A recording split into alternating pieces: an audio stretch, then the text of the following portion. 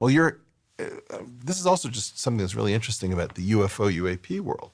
We had this admission recently that the government knew that at a minimum, and again, I don't think this is by anywhere close to the full story, at a minimum, there were secret, fake special access programs. Do you know about special access programs? Super secret programs are called special access programs.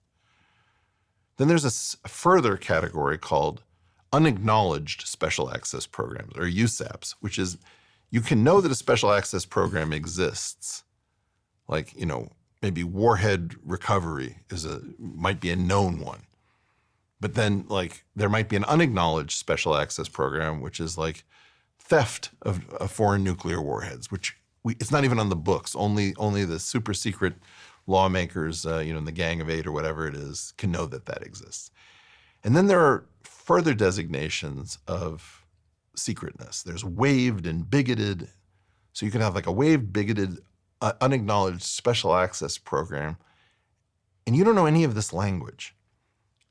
And then there's this chorus of morons who, the instant you start to educate people about the existence of the super secret squirrel club, rise up and say, this is all conspiracy theory. And you're saying, wait a second, we just admitted in UFO UAP land that we have a fake special access program, which I predicted on Joe Rogan. I said, we may be faking a UFO situation. The cost and the penalty at a personal level for letting people know how the government keeps secrets is personal destruction. The US faked a UFO program? Yes, correct. You don't know about this. I think the Wall Street Journal had an article about it. So these guys knew when they filed their reports on the UFO UAP that there actually is, at a minimum, a fake UFO UAP program. Why would they want to fake UFOs? This is so weird. Did you happen to watch Joe Rogan episode 1945, where I talked about the whole history of the golden age of general relativity and its relationship to UFO, UAP, anti-gravity research, and the atomic bomb? I didn't know. Okay.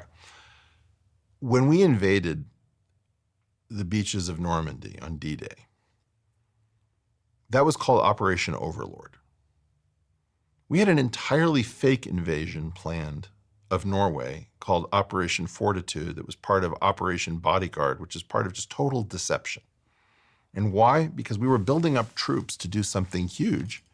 So we tried to we planted plans for the invasion of Norway on dead bodies to wash up on beaches so the Germans would find them. We fake stuff all the time. That's what we do. And you can't talk about what we do that is deceptive without being ruined by what are called covert influence operations. Like if you watch my Twitter account, you'll see all sorts of accounts descend on it. Fraud, charlatan, grifter, blah, blah, blah, blah, blah. Some of that is just people being mean. But you'll notice that, like, if I really start talking about physics and I start talking about security and I start talking about things that anyone can Google and most of us don't think to do it, suddenly it gets really, really intense.